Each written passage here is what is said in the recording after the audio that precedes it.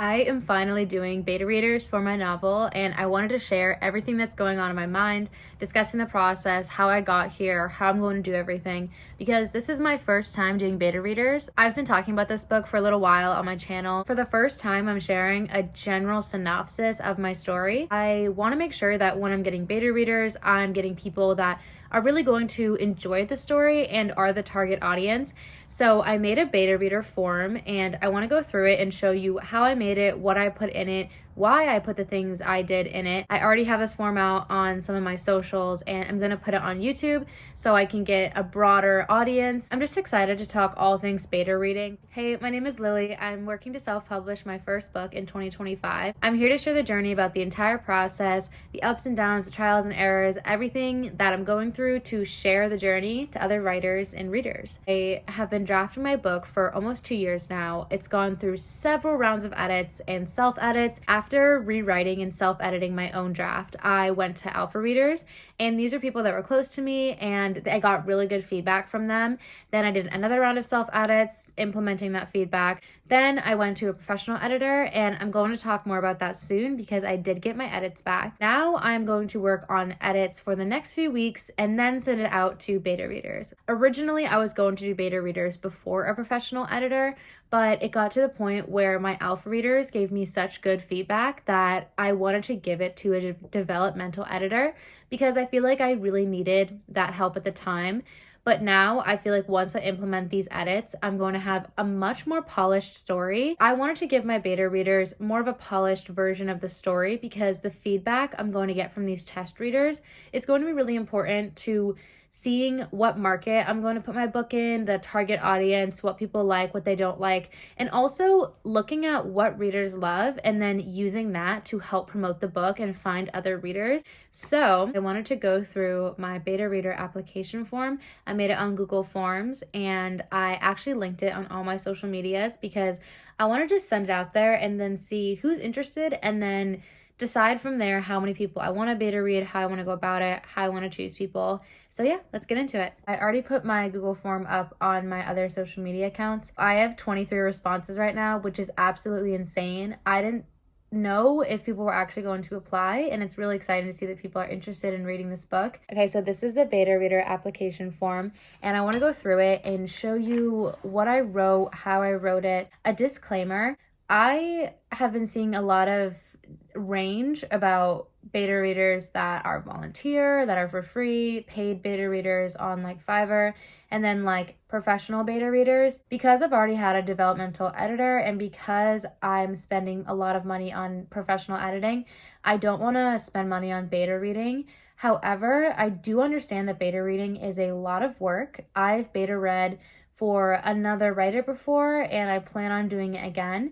And it's so fun and lovely, but it is a lot of work and time because you are reading a book with intention. Something that I want to do with my beta readers is when I pick the right people and I send out the email and I tell them about all the details, I want to make sure that yes, it's not compensated, but I also want to be like, if you have any work or any writing that you want beta read, I will always be available because I love that idea of like, you beta read my book, I beta read your book. I saw an author talk about how they sent all their beta readers a free copy of their book when it was published. And I really love that because it's like a good thank you. And I also want to put the beta readers, if they want, in my acknowledgements because they are a big part of making the story possible. I want to read through my beta reader application form. I start with, hey, I'm excited you're interested in beta reading for my debut novel, Uprooted, not official title. I'm not sure how many people are interested or who would be the best fit yet, so please fill this form out if you are interested. So the working title of my book right now is Uprooted. I did look up that another book already has this title, which is a bit unfortunate.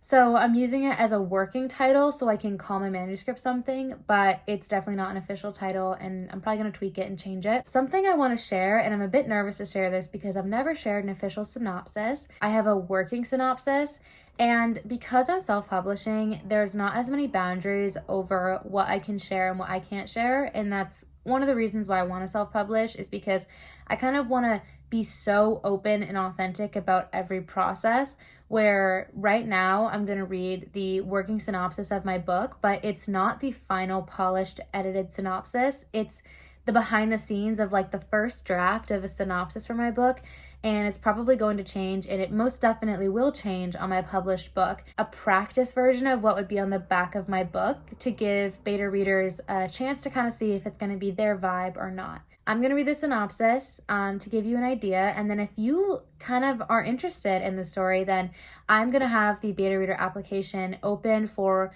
I think, about a week. Maybe a bit longer if people are still looking, because I'm going to start beta readers on April 1st. So I wanted to give people a few weeks to kind of like apply, see if they have the time, things like that. Okay, so let's get into it.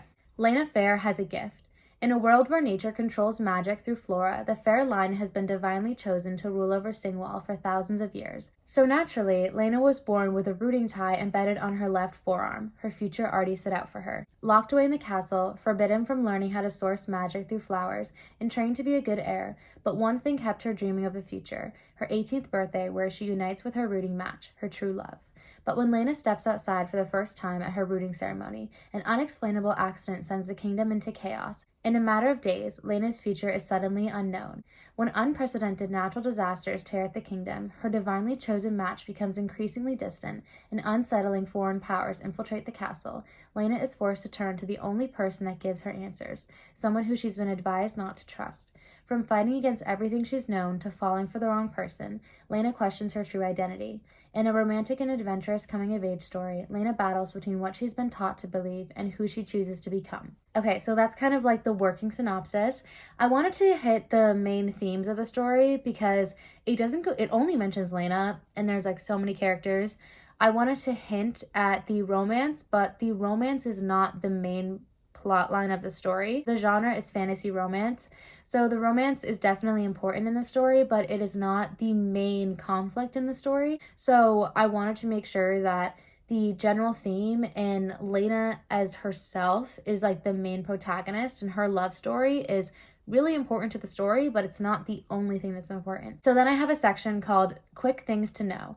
So here I talk about the genre, the word count, the stage of the draft, the tropes, and content warnings. The genre is YA fantasy romance. The word count is 28,800 words, and this will probably change slightly because I am going to do another round of edits before I send it off. Stage draft 6.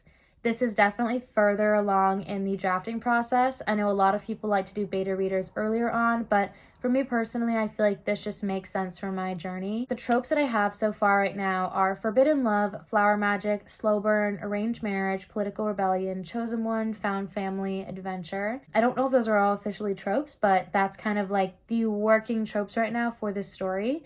And content warnings. I had a really hard time figuring out what to put in content warnings because this book is YA, so it is appropriate for teenagers and up. It's nothing too graphic or too gory, but I also wanted to make sure and be sensitive to the content in the story. I'm not going to read the content warnings out loud on this video just for like sensory issues. My take on this is I'd rather be over cautious than under cautious when it comes to content warnings, because the last thing I want is someone to read something and not understand what they're getting into. Basically, I say that the story is YA, so the appropriate audience is around 14 and up, and then themes of, and then I mention probably 3 to 4 different content warnings. Some of them aren't even official content warnings. Some of the content warnings could be seen as very subjective, where it's like, this doesn't need a warning versus this does. Another thing I want to ask my beta readers at the end is, do you think the content warnings were accurate? Were there things that I missed? Were there things that you wouldn't put in?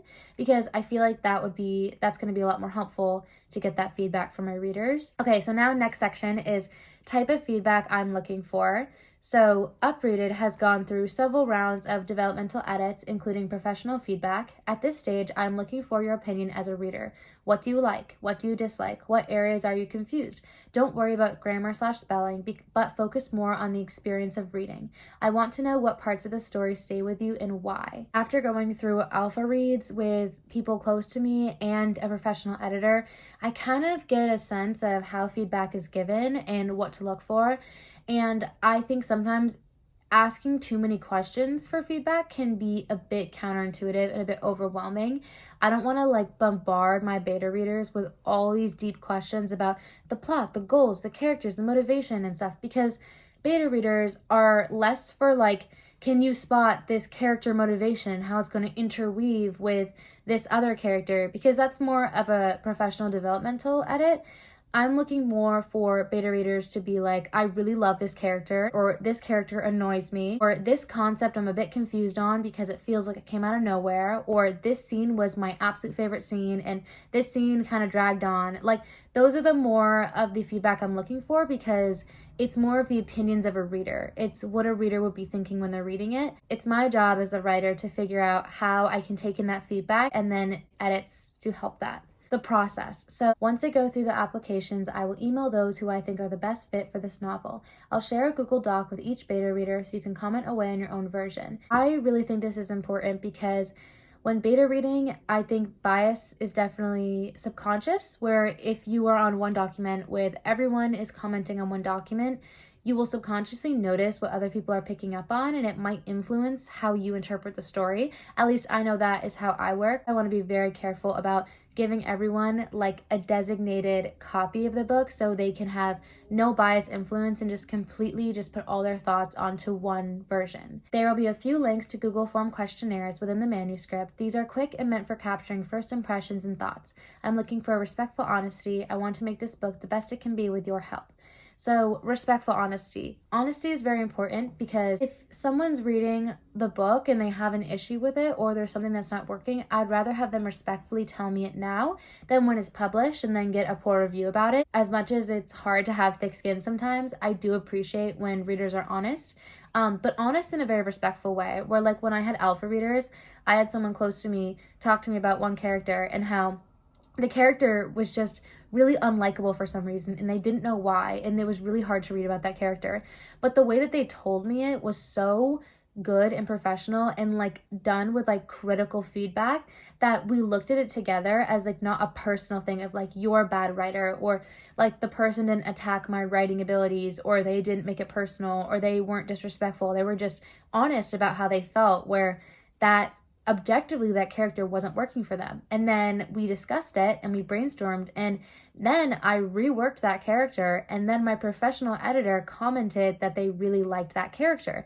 So that was a great successful example of how beta readers and alpha readers and critique partners can give you really constructive feedback that is respectful and helpful. I also put a note that I ask about demographics to ensure I include diverse perspectives on how characters are described and portrayed. When writing certain characters, I want to make sure that they are represented well and they represent different identities respectfully and in an accurate way. I had a male alpha reader that was telling me that some of the men in the story seemed a bit flat and a bit one-dimensional, and I'm so glad that they told me that, because I come from a female perspective, so I write really deep, complicated female inner worlds, and I sometimes wasn't understanding that perspective. So I feel like that was really important. I just want to know where everyone's coming from. So questions: what is your name?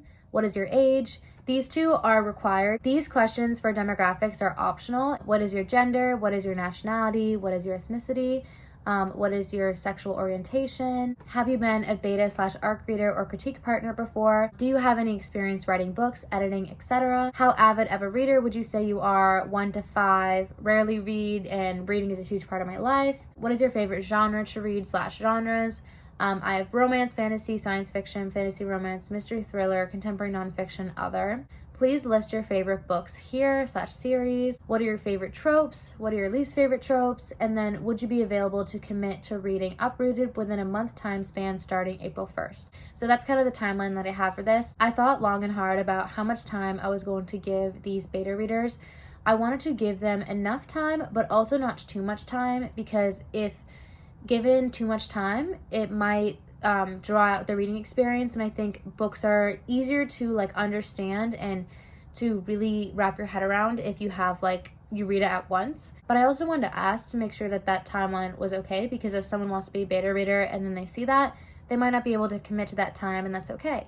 Would you be okay with communicating over email? And then if yes, what is your email? And then any final questions/comments. Thank you for participating. This is kind of the main questions that I have for my beta readers. I think as an author, the big thing that I really want to focus on is finding my people. I love my book, which means that there are other people that are probably going to love my book too. And also a couple last things. I know I mentioned this a little bit, but I actually finished my editing class. I was taking a class on developmental editing, and I'm looking to start taking clients as a freelance editor. For a long time, I have been learning how to write, learning about the craft of storytelling. I've been self-editing my book for over a year. I spent some time beta reading, but I also was editing a fellow writer's manuscript, and I've just been practicing editing her manuscript, and it has been so fun. I'm actually about to launch my website soon because I really want to start getting the word out there. I'm going to have the beta reader form up for a little while, and I don't think I'll close it until at least a week and a half.